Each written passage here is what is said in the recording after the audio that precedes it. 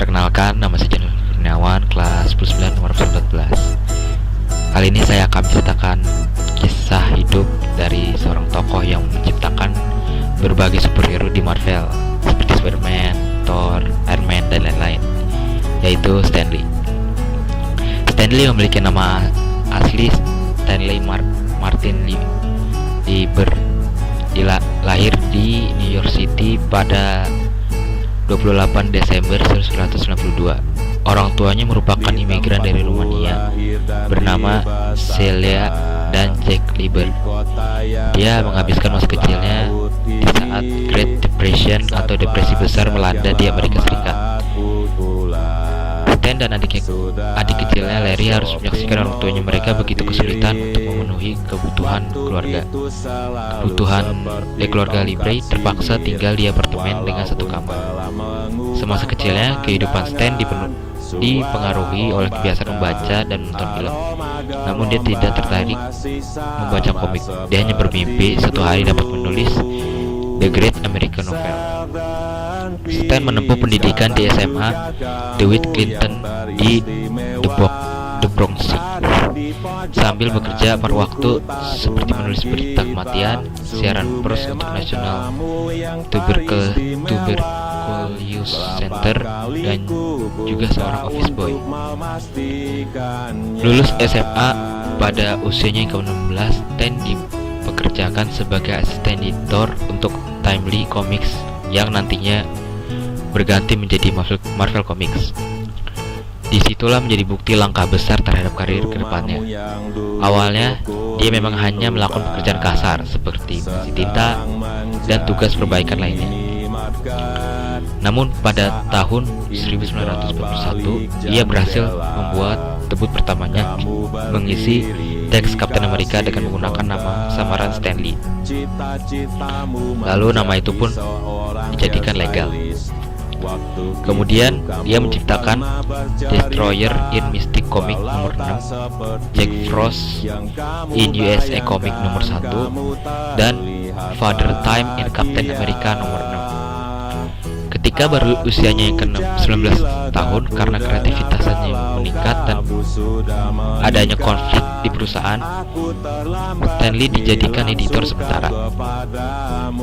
Pada 1942, Stan bergabung dengan Angkatan Darat Amerika Serikat dan disebut sebagai dramawan karena berbagai kegiatan kreatif yang dia lakukan selama di militer. Menyelesaikan tugasnya dengan tentara, Stan bergabung kembali dengan perusahaan pada 1950-an yang saat itu dikenal sebagai Atlas Komik.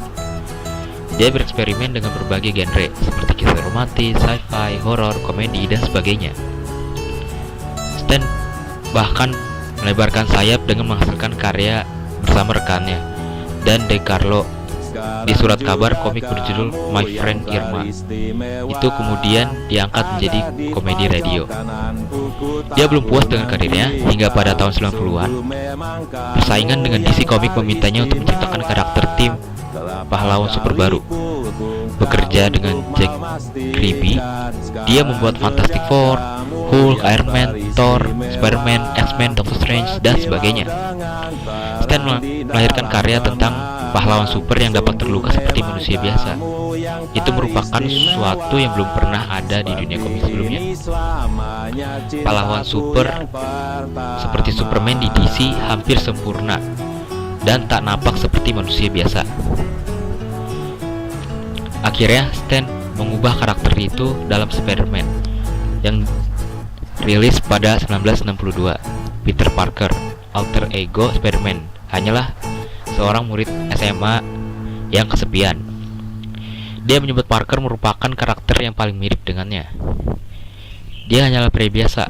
Di balik bagian yang luar yang indah ini, saya hanya seorang pria biasa, ucapnya kepada AMC pada 2012. Dia begitu memiliki banyak masalah dan tidak ada yang berhasil dengan sempurna. Dia selalu dalam masalah. Ya, saya bisa merasakannya sebagai Peter tua, imbuhnya. Tim Lee Comics berubah menjadi Marvel pada 1960-an dan Lee menjadi kepala editor sampai 1972. Kemudian dia menjadi publisher. Bukunya menanggani sejumlah berita termasuk politik dan perang Vietnam, sesuatu yang berbeda dalam komik sebelumnya. Stan juga membantu menciptakan komik superhero kulit hitam pertama pada 1966 dengan karakter Black Panther. Pada 1971, dia diminta untuk menulis sebuah cerita tentang efek buruk narkoba. Lahirlah The Amazing Spider-Man. Dari 1975, Stan menjadi lebih sibuk dan popularitasnya meningkat. Ia menghadiri konvensi buku komik Amerika Serikat, mengajar di perguruan tinggi, dan berpartisipasi dalam diskusi panel. Perannya dalam perusahaan makin besar pada 1981. Dia percaya untuk mengembangkan Marvel TV dan properti film. Dia dan keluarganya harus pindah ke California. Kemudian Stan Lee menikahi Joan Clayton Bocock pada 1947. Keduanya menikah dan memiliki anak yang bernama John Celalli. Lalu satu lagi anak bernama Jan Lee yang meninggal saat usianya masih kecil. Pada 1989, ia membuat sebuah debut pertamanya sebagai cameo di film The Trial of the Incredible Hulk. Kemudian tampil lagi di setiap film Marvel setelah 2000-an, seperti X-Men, Spider-Man, Fantastic Four, dan Iron Man pada tahun 2008.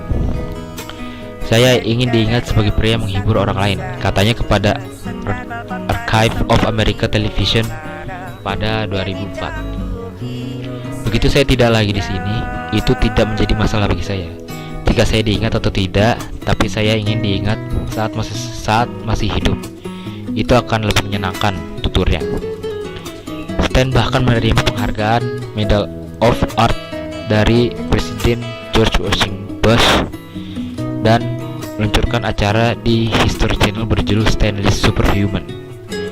Sepanjang hidupnya, dia muncul sebagai cameo di film-film, yaitu contohnya seperti X-Men, Iron Man 2, Fantastic Four, Spider-Man 2, Amazing Spider-Man, dan lain-lain. Stan Lee kehilangan istrinya Joan pada Juli 2017. Kemudian dia membuat khawatir para penggemarnya ketika masuk rumah sakit karena detak jantungnya yang tidak teratur. Dia juga mengalami sesak nafas, namun dia mengumumkan siap untuk melanjutkan jadwal penuh dengan film Marvel Black Panther. Sejumlah masalah menyelimuti masa tuanya, seperti Stan Lee yang mengajukan tuntunan terhadap mantan manajernya Gerardo Olivares. Dia menuding Olivares melakukan penipuan dan penyalahgunaan keuangan. Tapi Stan juga digugat atas tuduhan pelecehan seksual terhadap seorang terapis. Akhirnya Lee meninggal di Cedars Sinai Medical Center pada Selasa 12 November 2018. Sekian dari saya, terima kasih.